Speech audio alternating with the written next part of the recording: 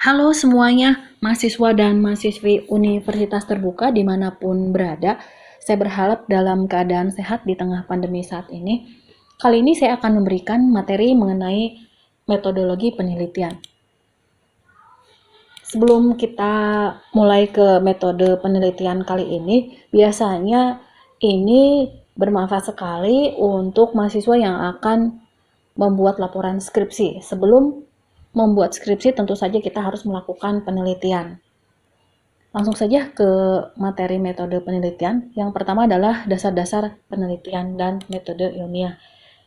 Untuk pengertian dari penelitian sendiri itu merupakan suatu kegiatan yang dilaksanakan secara sistematis, objektif, dan logis dengan mengendalikan atau tanpa mengendalikan beberapa aspek variabel yang terdapat dalam fenomena, kejadian, maupun fakta yang diteliti, sehingga kita mendapatkan jawaban dari pertanyaan atau masalah yang sedang kita teliti atau selidiki seperti itu ya. Jadi tentu saja ketika kita akan membuat suatu penelitian, kita harus melakukan kegiatan apa saja. Nanti akan dibahas lebih jauh mulai dari observasi, kemudian wawancara, dan membuat laporannya seperti apa. Untuk definisi dari penelitian sendiri ini, ketika kita melakukan suatu kegiatan, kita harus melaksanakannya secara sistematis dengan alur yang seperti saya sampaikan tadi. Jadi, apakah objektif dan logis, dan kita harus mengendalikan beberapa aspek atau variabel yang terdapat dalam fenomena, kejadian, kemudian fakta yang kita teliti, sehingga kita dapat menjawab pertanyaan-pertanyaan atau masalah yang sedang kita teliti atau kita selidiki. Itu merupakan definisi penelitian. Saya akan lanjutkan di sini.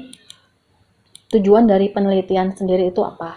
Ya, ketika kita melakukan penelitian, tentu saja kita akan membuat suatu kesimpulan sehingga ada perubahan di dalam aplikasi baru yang kita sudah teliti. Jadi penelitian bertujuan untuk mengubah kesimpulan-kesimpulan yang telah diterima ataupun mengubah dalil-dalil dengan adanya aplikasi baru dari dalil-dalil tersebut. Ini menurut Nazir 2009. Jadi ketika kita melakukan penelitian, kita juga akan menarik sebuah kesimpulan dan bisa mengubah sesuatu dengan aplikasi yang baru. Seperti itu. Itu adalah tujuan dari penelitian. Pada dasarnya, untuk tujuan penelitian ini menemukan suatu pengetahuan yang dapat dimanfaatkan lagi bagi manusia dan lingkungannya. Cukup dipahami ya? Saya akan lanjutkan lagi sekarang. Untuk tujuan dari penelitian ini, menurut beberapa ahli ada 3 tujuan penelitian praktis. Apa saja? Yang pertama adalah eksploratif. Apa sih eksploratif itu?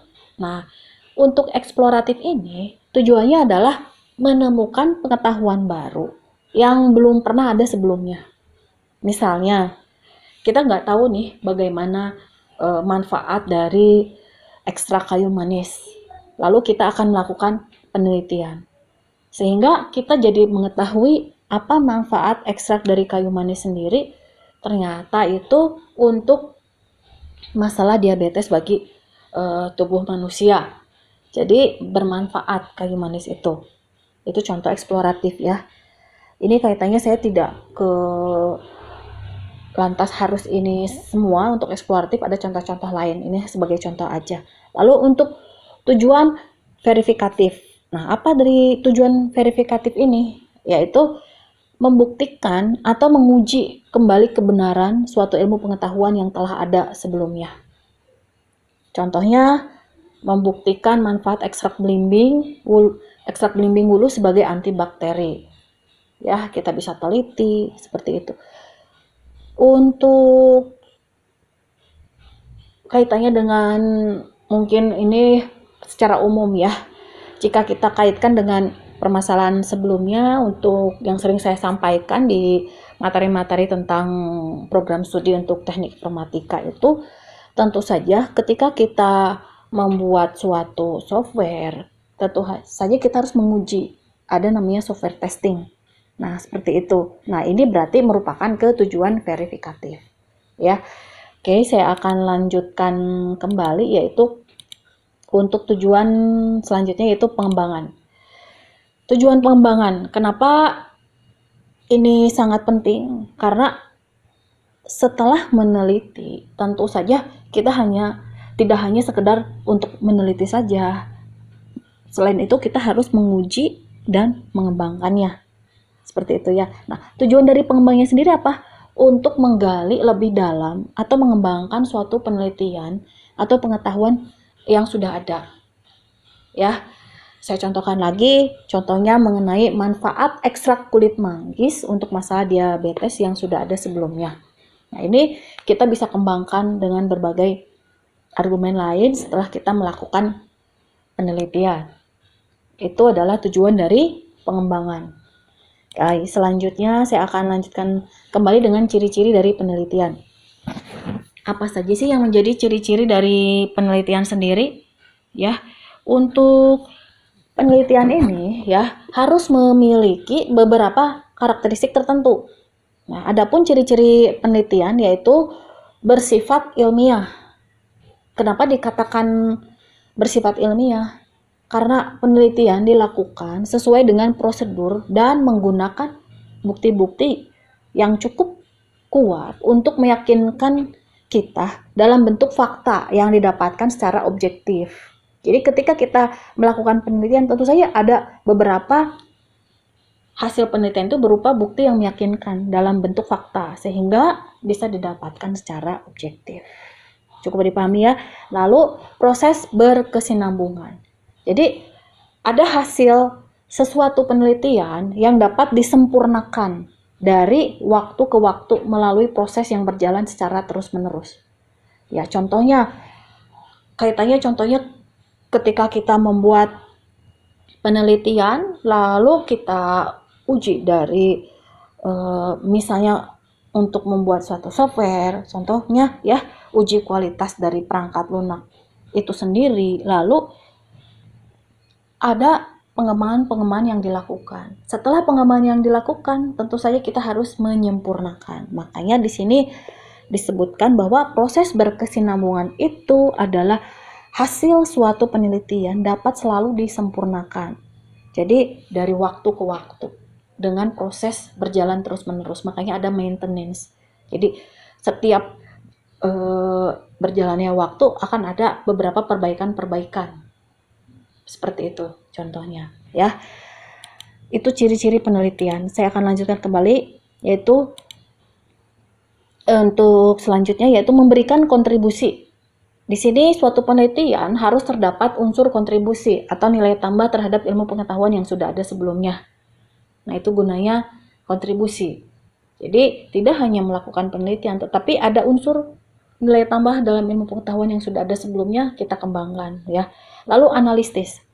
Penelitian harus dilakukan dapat dibuktikan, diuraikan dengan menggunakan metode ilmiah dan ada hubungannya sebab akibat antar variabel-variabelnya. Itu analisis ya.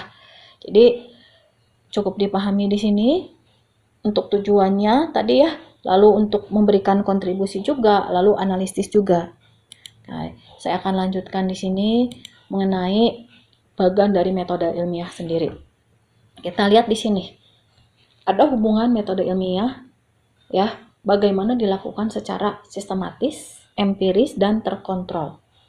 Untuk sistematisnya sendiri ini merupakan bagaimana usaha atau segala usaha. Ketika kita menguraikan, merumuskan suatu masalah, ya harus dilakukan secara sistematis. Lalu untuk empiris sendiri, ini bagaimana pemeliharaannya, pengolahannya dengan tersedia datanya yang diperoleh dari hasil pengukuran objektif yang terkontrol tentunya ya. Nah, lalu selanjutnya yaitu bagaimana dengan metode ilmiah yang terkontrol. Nah, jadi kita harus bisa berpikir secara ilmiah untuk membuktikan kebenarannya sehingga kita dapat mengontrol, ada controlling di dalam penelitian kita. Di sini saya akan jabarkan satu persatu mulai dari sistematis, empiris, dan terkontrol ya. Nah,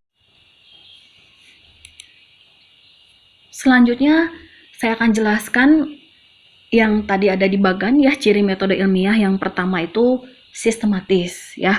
Sistematis itu adalah proses berpikir ya yang sistematis dimulai dari kesadaran akan adanya masalah yang dilakukan ketika melakukan penelitian hingga terbentuk sebuah kesimpulan. Dengan kata lain, proses berpikir dilakukan sesuai langkah-langkah metode ilmiah secara sistematis dan berurutan. Ya, makanya ketika kita melakukan penelitian, metode ilmiah yang paling pentingnya itu bagaimana kita menarik sebuah kesimpulan di dalam melakukan penelitian sehingga akan melanjutkan ke ciri yang kedua, yaitu empiris, di mana setiap metode ilmiah selalu berdasar pada data empiris. Maksudnya adalah bahwa masalah penelitian hendak ditemukan lalu dipecahkan atau tersedia datanya dan faktanya yang kita peroleh dari hasil pengukuran secara objektif.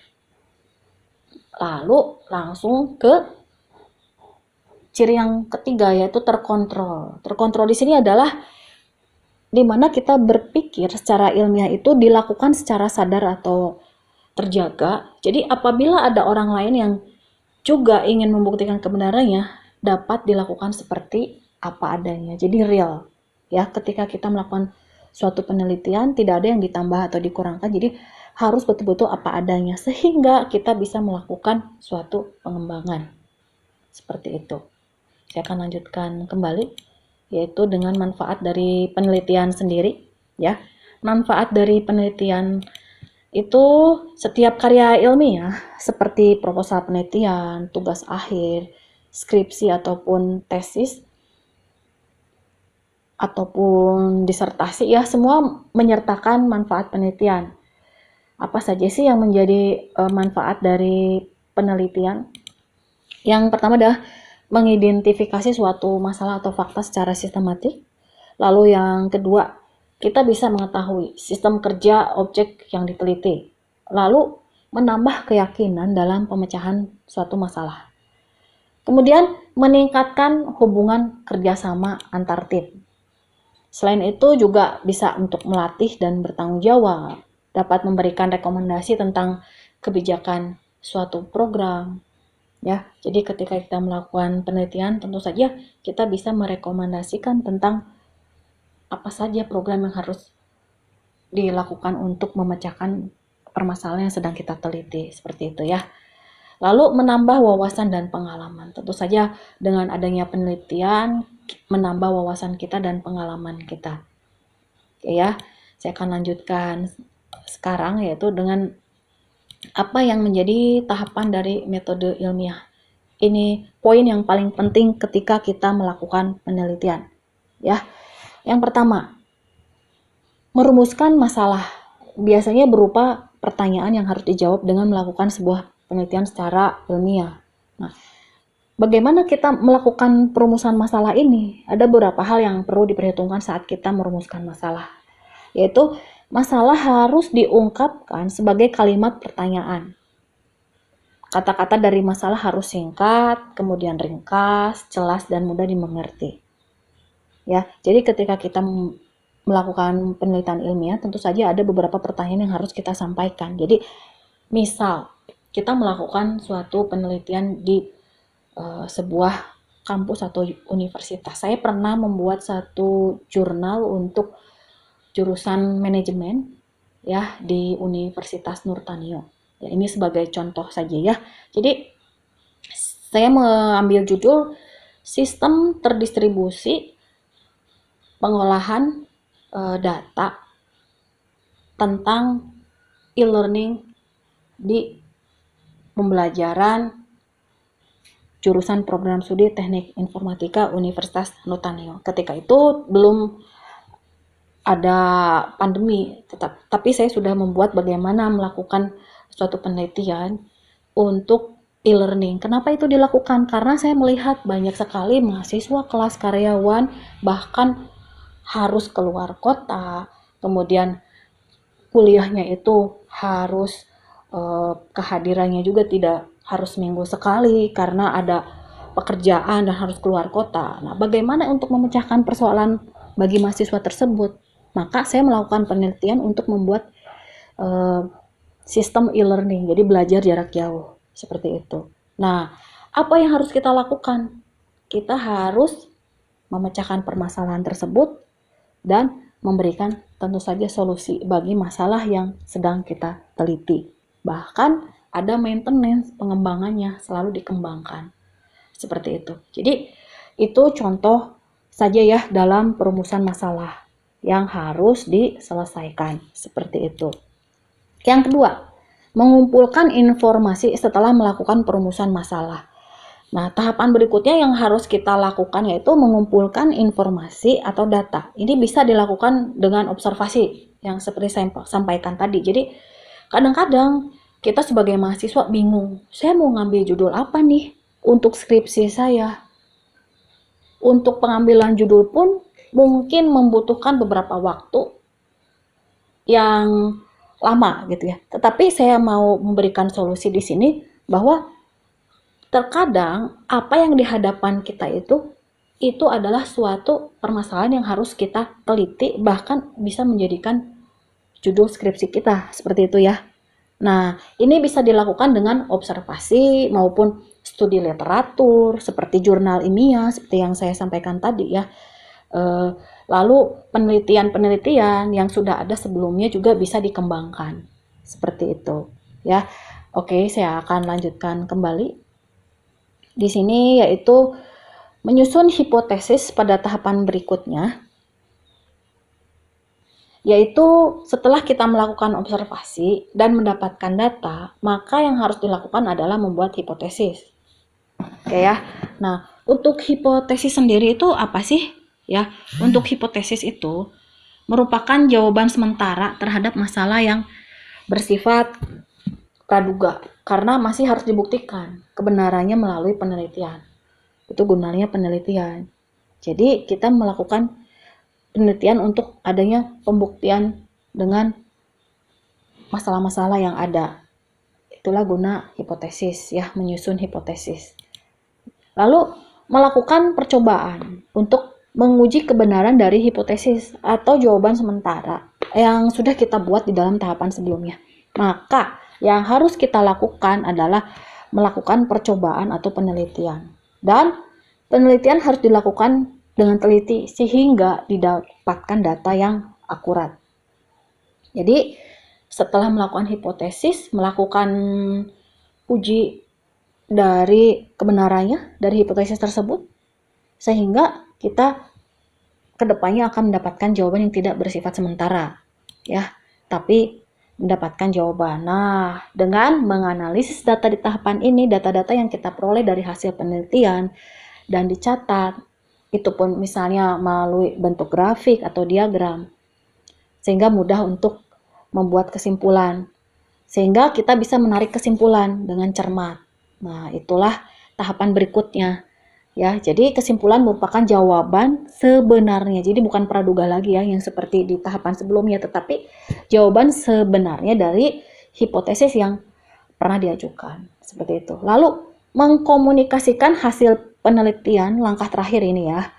Jadi mengkomunikasikan pempublikasian hasil penelitian kepada orang lain dalam bentuk laporan tertulis atau melalui forum diskusi atau seminar. Itu bisa merupakan input buat komunikasi penelitian juga ya. Lalu suatu penelitian mempunyai rancangan penelitian atau research design. Analoginya kita harus mengerti bahwa ketika kita membuat suatu penelitian tentu saja ada research design ya. Kalau untuk program studi teknik informatika tentu saja dengan membuat research design-nya berupa DFD, misalnya diagram flow ya, flow chart-nya seperti itu. Tapi untuk program studi ekonomi atau jurusan lainnya yaitu mempunyai rancangan penelitian ya, dengan menggambarkan prosedur dan langkah-langkah yang harus ditempuh, yaitu waktu penelitiannya, sumber data, dengan cara bagaimana. Nah, data tersebut dihimpun dan diolah yang sangat tergantung dengan ketersediaan sumber daya yang dimiliki oleh peneliti. Secara umum dikenal beberapa jenis penelitian. Oke ya, cukup dipahami sampai di situ. Oke, selanjutnya adalah penelitian kuantitatif. Untuk penelitian kuantitatif ini didasari oleh filsafat positifisme yang menekankan fenomena-fenomena objektif dan dikaji secara kuantitatif. Seperti apa diuji secara kuantitatif itu ya? Maksimalisasi objektivitas desain penelitian ini dilakukan dengan menggunakan angka-angka pengolahan statistik, struktur, dan percobaan terkontrol. Ini menurut Sugiono 2010, lalu Ari Kunto 2014, dan Kontur 2005.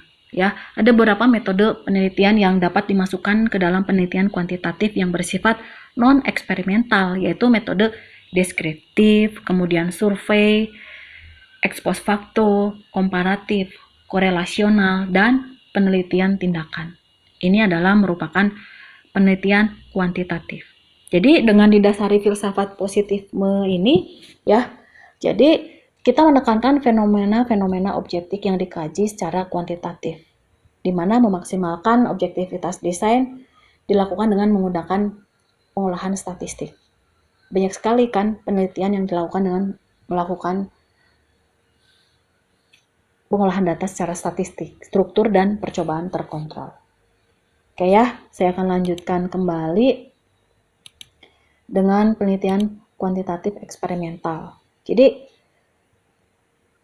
ada penelitian yang paling murni kuantitatif itu, kenapa dikatakan eksperimental itu? Karena penelitian ini, ya, semua prinsip dan kaidah-kaidah penelitian kuantitatif ini bisa diterapkan pada metode ini. Metode eksperimental ini merupakan penelitian laboratorium, walaupun bisa juga dilakukan di luar laboratorium.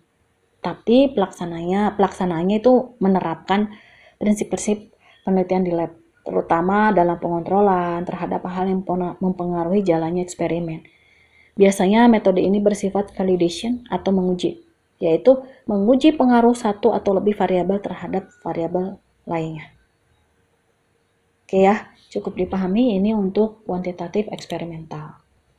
Jadi, ketika kita melakukan sebuah penelitian, misalnya di lab, tentu saja kita harus ada pengontrolan terhadap hal-hal yang mempengaruhi jalannya dari eksperimen tersebut, yang sifatnya validation atau menguji, sehingga teruji pengaruh satu atau lebih variabel terhadap variabel lainnya. Itu adalah penelitian kuantitatif. Cukup dipahami ya. Selanjutnya yaitu apa penelitian kualitatif.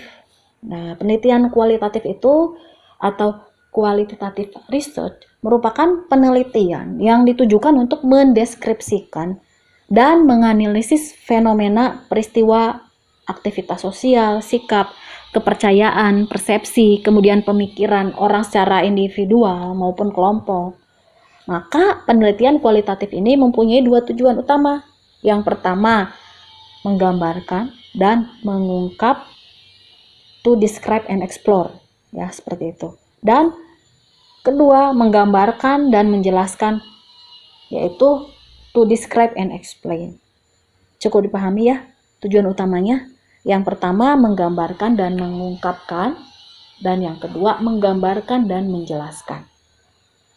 Lalu saya akan lanjutkan lagi di sini bagian utama untuk proposal. Itu saya sampaikan di sini supaya untuk memudahkan bagi mahasiswa yang akan melakukan skripsi ya. Jadi di dalam metode penelitian ini target utamanya itu untuk membantu mahasiswa dalam pembuatan laporan penelitian, contohnya skripsi seperti itu. Makanya saya dibuat di sini bagaimana membuat proposal.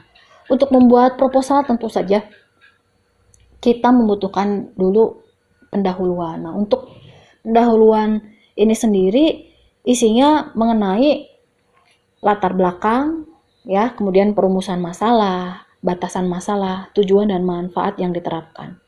Ya, saya akan jelaskan satu persatu supaya tidak ada kesalahan dalam pembuatan proposal dan laporan proposal untuk melakukan penelitian. Seperti itu ya. Nah, untuk latar belakang sendiri itu membuat penjelasan mengenai alasan-alasan mengapa masalah yang dikemukakan dalam proposal tersebut dipandang menarik, penting, dan perlu diteliti. Tentu saja dengan adanya data dan beberapa fakta-fakta dari referensi juga, ya. Lalu kedudukan masalah yang akan diteliti diuraikan dalam lingkup permasalahan yang lebih spesifik. Misalnya dalam berupa uraian untuk membuat keaslian penelitian atau dinyatakan dengan tegas perbedaan penelitian yang akan dilakukan dengan penelitian yang sudah dilaksanakan oleh peneliti lain. Ya. Jadi bisa saja kita melakukan penelitian karena ada seseorang yang sudah meneliti, lalu melakukan pengembangan. Dengan seseorang yang sudah meneliti itu, kita juga bisa meneliti hal yang sama, lalu mengembangkan dengan sebuah perbedaan pengembangannya. Seperti itu. Jadi, tetap melakukan suatu laporan akan paling penting itu adalah originalitas. Jadi, sangat dipentingkan sekali bagi pembuat penelitian harus betul-betul permasalahan yang kita pecahkan melalui penelitian ini harus dilakukan pengembangannya, ya, sehingga ada perbaikan, bahkan pengembangannya cukup maksimal. Ya, ini merupakan dari bagian utama proses penelitian, ya, proposalnya seperti ini untuk bagian utamanya tadi, ya. Nah, sekarang selanjutnya yaitu perumusan masalah. Bagaimana sih dengan perumusan masalah ini? Nah, untuk perumusan masalah itu, masalah yang akan diteliti itu dirumuskan dalam bentuk pernyataan atau pertanyaan yang harus dijawab dalam penelitian. Tentu saja ada teknik wawancara, ya, sehingga informasi yang ingin kita dapatkan kita bisa temukan. Lalu yang paling penting juga ini adalah yang C, ya, poin C, batasan masalah. Jadi di dalam kita melakukan suatu penelitian jangan sampai jadi kemana-mana gitu. Harus ada pembatasan masalahnya. Karena semakin luas permasalahan yang kita teliti, tetapi pemecahannya misalnya hanya di satu sisi saja, nah itu tidak boleh, ya. Jadi dilakukan pembatasan masalah sehingga yang difokuskan dalam judul penelitian ini, kemudian latar belakangnya apa, perumusan masalahnya apa, harus ada pembatasan masalah. Kenapa? Ruang lingkup masalah atau pembatasan ini supaya tidak terlalu luas atau lebar sehingga lebih fokus pada tujuan penelitian. Ya, jadi kembali ke tujuan penelitian untuk pembatasan masalah ini. Cukup dipahami, ya. Nah, untuk tujuan penelitian ini harus dituliskan secara spesifik. Apa yang dihasilkan dari penelitian yang dilakukan. Seperti itu, ya. Lalu manfaat penelitian merupakan manfaat bagi perkembangan ilmu pengetahuan dan bagi pembangunan bangsa dan negara. Manfaatnya seperti itu, ya. Oke, saya akan lanjutkan dengan apa sih uraian kualitatif dan model matematis nih ini. Berkaitan persamaan-persamaan yang langsung berkaitan dengan bidang-bidang ilmu atau kajian literatur. Lalu untuk selanjutnya itu tinjauan pustaka, ya, seperti ini. Untuk tinjauan pustaka sendiri ini memuat uraian sistematis di mana hasil-hasil penelitian terdahulu dan berhubungan dengan penelitian sedang dilakukan itu dikemukakan, ya, lalu diambil dari sumber aslinya. Semua sumber harus disebutkan untuk mencantumkan nama penulis dan tahun penerbitan. Jadi ketika kita membuat suatu laporan, tentu saja tidak hanya fakta yang kita lihat di dalam penelitian itu, tetapi ada faktor penunjang referensi dari sumber lainnya. Contohnya beberapa buku yang kita ambil dalam membuat laporan. Ini harus dicantumkan penulis dan penerbitnya. Seperti itu. Ya, itu tinjauan pustaka. Lalu yang selanjutnya adalah landasan teori. Uraian dalam tinjauan pustaka juga dapat membuat landasan teori yang dijabarkan dari tinjauan pustaka. Juga disusun sendiri oleh mahasiswa sebagai tuntutan untuk memecahkan masalah penelitian dan merumuskan tentu saja hipotesis. Nah, landasan teori itu dapat berbentuk apa saja sih yang kita teliti. Nah, untuk selanjutnya itu metode penelitiannya, ya.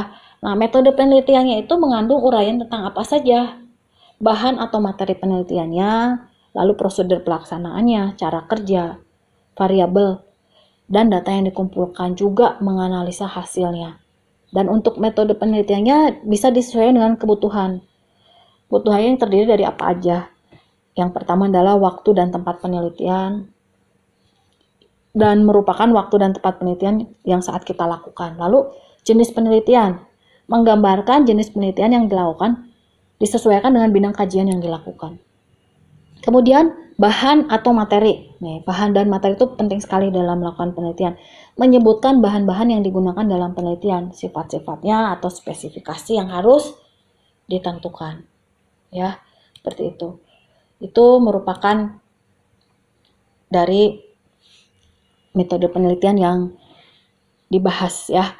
Nah, sekarang untuk selanjutnya itu alat atau instrumen penelitian ya. Jadi dalam melakukan proposal itu ini penting yang harus kalian lakukan, yaitu alat atau instrumen penelitian, menguraikan peralatan atau instrumen yang digunakan untuk melakukan penelitian. Ini diuraikan dan harus dijelaskan beserta keterangan dan fungsinya. Lalu selanjutnya variabel. Ini bila diperlukan ya. Untuk melakukan laporan tentu saja kita harus menggunakan beberapa argumen dan variabel yang diperlukan. Ya, hal-hal yang dipelajari serta data yang akan dikumpulkan. Biasanya variabel diuraikan dengan jelas termasuk jenis dan kisarannya. Seperti itu ya. Oke ya.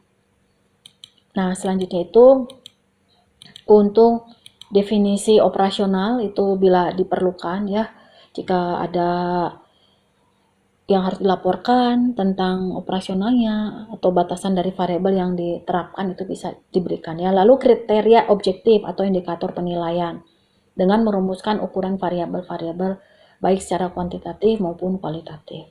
Kemudian prosedur penelitian mulai dari pengumpulan datanya, bagaimana membuat uraian yang cukup terinci tentang cara melaksanakan penelitian dan mengumpulkan data.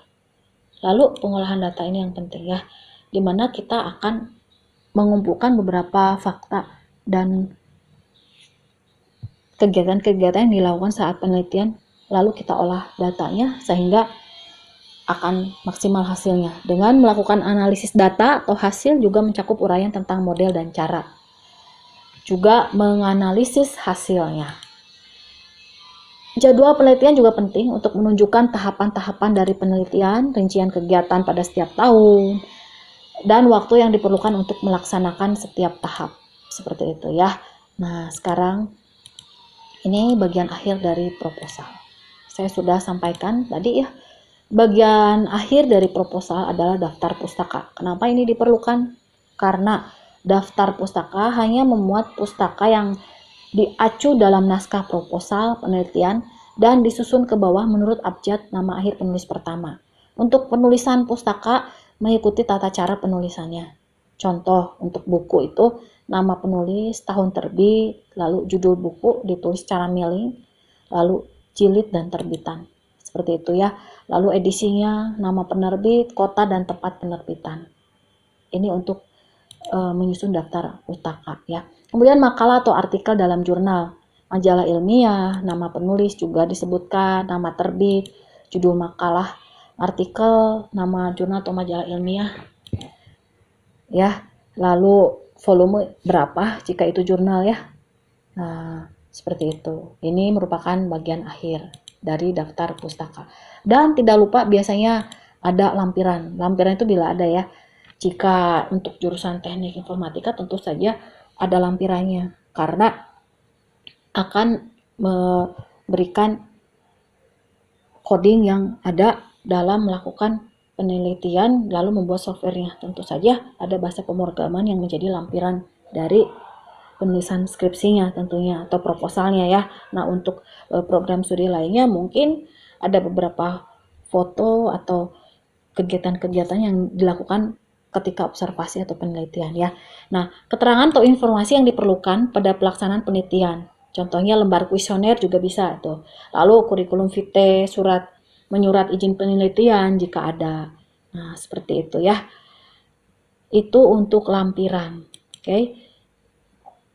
Ya, itu saja mungkin untuk materi mengenai metode penelitian saya bahas cukup lengkap ya, sehingga dalam pertemuan kali ini bisa mengerti dan memahami dengan metode penelitian bagaimana cara meneliti, kemudian observasi, membuat proposal, dan mungkin dengan mengajukan skripsi. Ya, seperti itu ya.